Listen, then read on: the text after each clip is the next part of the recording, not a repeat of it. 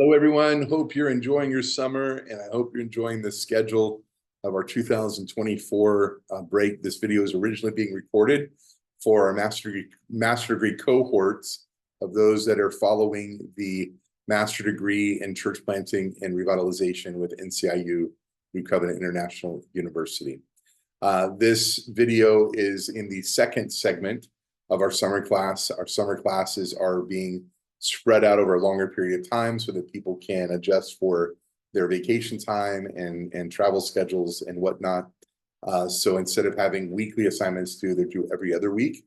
And those of you that have been following the CPM church planting movement course with DCPI by video, the ones that I've pre-recorded, please be sure. I had a question about this today, to be using the manual, the book that I sent you by email.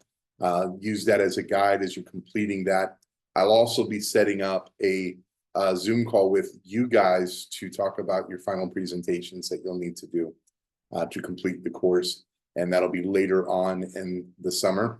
For those of you that have already taken CPM, Buren, for instance, our World Zone Leader for DCPI, it's all done, it's completed, it's dusted. And for all of you who have taken it, for instance, in Wales, you guys are all good. Everything is dusted. And so this is old news for you. I want to move on today. This is my weekly video lecture. It's only going to be a few minutes. But this is going to be referring to how to cultivate or create a flow chart for your church plant movement. I think one of the staggering statistics that came out was one for our own denomination. Several of you are part of that, the IPHC. Ed Stetzer just pretty much calls us out. And I think it's chapter 4. The fact that, and keep in mind, this book was written back in 2010, so that there was 395 churches planted, but there was also 396 churches closed. And I don't know what the period of time of that was, but that's a staggering statistic. And the fact that churches are closing, even though we're church planting, it's number one, really good that we were church planting, but also we have to somehow revitalize those existing churches. And that'll be the second half of the degree when we're going to be talking about revitalizing existing churches. But you can see the need for us to multiply churches. I also think it's quite interesting, the dynamic that he pulled out of the book, for instance, in America, when during the colonization period, 1800s, during the colonization period of the US, how the church plant movements, particularly in 1800s, really accelerated. There was a growing population because of the colonization, and there was a need for churches. And it was really one of the greatest movements of church planting in the United States, in the history of the United States. And you've seen the staggering statistics there as part of your study guide. Quite interesting on that. And Lord, I just say do it again, but in every country. Europe is poised. We're in a good place right now. We're in a good place to be poised to multiply churches. And again, this degree is not just about you guys planting churches, but it's also about you coaching and mentoring church planters. So I want to give you two things real quick in this time that we have together today. And that is, first of all, a definition of what a church planting movement is. And in this definition, we will see, we'll put this slideshow mode. Okay. That a church planting movement is the rapid multiplication of life-giving churches. The rapid multiplication of life-giving churches. I'm saying that to say we don't want to just plant churches. We want to plant churches that are Great Commission minded, that are discipleship minded, and that are going to advance. And remember, as in prior trainings and past classes, we want every church to be planted pregnant with the vision to plant other churches. This is what moves us from being a church plant to a church plant movement. A church plant focuses on one church. A church plant movement focuses on the rapid multiplication of those churches.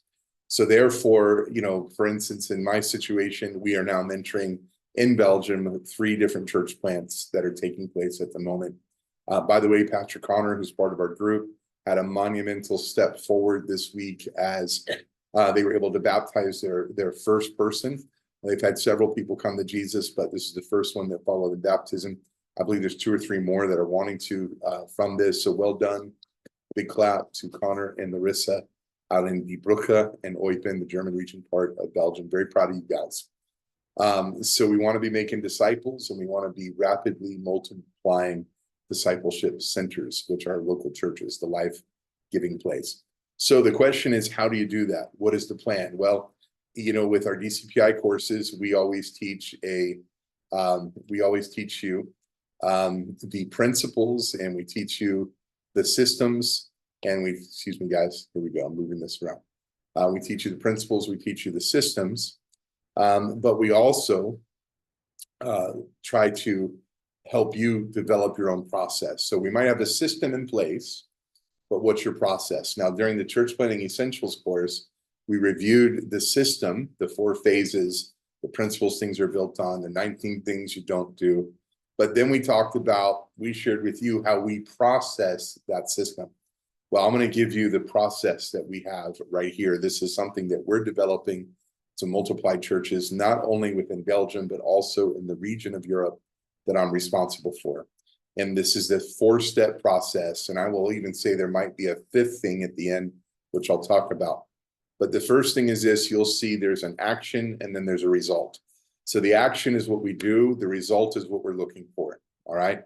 So the action is casting vision. What does casting vision do? It builds faith. It builds faith. You know, the one thing that we knew for sure when we started the bridge in Belgium is that God spoke to us very clearly that we were going to be cultivating a model of church planting. I could point to multiple church plants today that have followed that exact process, exact model that we've done. All of them are thriving today. So the Lord had us forge the way.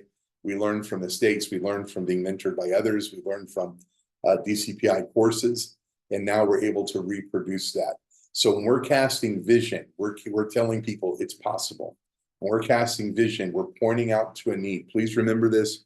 You're going to hear this throughout the entire degree program, that vision is always a response to a need. Vision is always a response to a need. So when you see a need, what is the vision to meet that need? Well, look at the cities around you. They could be high populated areas that there's a limited number of churches. My goal is to have 1 church for every 5,000 people of population. So if you take a city and there is 50,000 people, then you want to have at least 10 churches where those people can go through. As we read about the Redeemed Church of God, they have a context of they want a church within 5 minutes walking distance of every resident. That's their vision. They're taking that to other countries, but I also think their context is a little different in Africa versus the context in other countries. It's up to them to modify that, but they're very clear on what they're looking for. This is the vision that you have, and your vision should be cultivating and building faith that all things are possible. What happens after vision? You have to provide training. And training is about equipping people. Training is preparation. You're helping them prepare. So the action is to training. DCPI courses are a great way to start. Church planting essentials, mentoring church planters, church plant movements. These are the different courses that we have. All of these have been a huge thing for us. Every time we host a course, people are getting not only being encouraged by their faith, but they're being prepared for the future. We have a 4th church plant that we're going to start coaching in the very near future because a couple came to the training, caught the vision, and now they feel this preparation season coming. They realize that it's possible. It can be done even in such a difficult country such as Belgium. But once the training is done, there's a need for mentoring. And that mentoring is, remember, the definition of a mentor is someone who's been where you want to go and they're willing to help you get there. And so they're going to help you walk through the process. So the action is mentoring. I'm going to help you get to where God's calling you because I've been there. The result of that is that you provide encouragement. It becomes encouraging to them. You're cheering them on along the way. And I'm telling you, every church planter not only needs a vision, every church planter not only needs a training or equipping, but they need a mentor that can cheer them on, guide them through the process. Mother churches are great, but a mother church without a clear defined mentor, one singular mentor, and I do believe that God sends us multiple mentors, But when it comes to church planting, that specific cause, that specific purpose, it's singular, that one mentor that's willing to help you walk through the journey, okay? If it's church growth, then maybe there's a different mentor, okay? But you need a mentor that's going to help you get to where God's calling you to go. And then the last thing is resourcing. And that's the action. We resource through finances. We resource through material items. We resource through buildings. All of these things we've done. We've provided buildings. We provided finances. We provided chairs. We provided sound systems. We provided discipleship material. We've provided growth tracks. These are all the things that we have provided to help our church plants become successful. By the way, many of those things are available to all of you as well, particularly our growth tracks. And that resourcing brings empowerment. So this is the flow chart that I have. When I see myself wanting to develop a church plant movement, I realize I have to cast a vision to build people's faith. I have to provide training to prepare them. I have to provide mentoring to encourage them. And I have to provide resourcing to empower them. And at the end of it, if I was to put a fifth thing here, it would be celebrating. And what are we celebrating? We're celebrating a life-giving church that has been planted. We're celebrating a church that is going to be not only reaching the lost, but equipping people to become all that God has called them to be. Is there any greater cause than that? That is why we do what we do. And I just want to define again that our church plants are not just a place of celebration, but our church plants are a place of discipleship and equipping. And I want to remind you guys, you're going to hear me say it over and over again, that the systems that work, and there's going to be 13 of them that I share with you during the revitalization part of the degree program, 13 key systems. However, the three most important: discipleship, leadership development, and outreach. And I'll do that in reverse order, okay?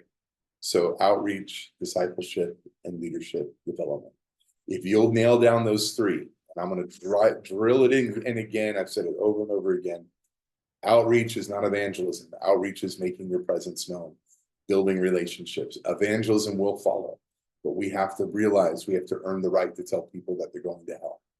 All right? Discipleship, bringing people to a place of maturity, people to an intimate relationship with God, to a place that obedience is going to be their success, that all they desire is to be obedient to who God is and what he's asked them to do.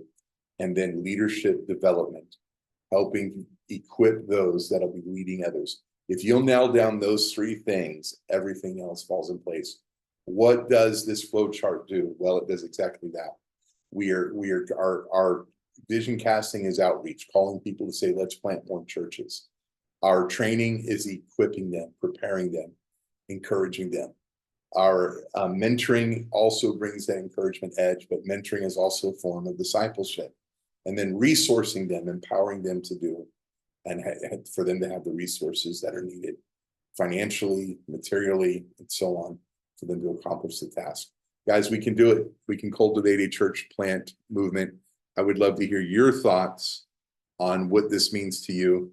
And hopefully this will even maybe come up in your discussion videos this week that'll be posted. If you need me, you know how to get me. Email me or contact me on WhatsApp. I hope this encourages you this week. Guys, it's a great joy for me to be a part of this degree program with you guys.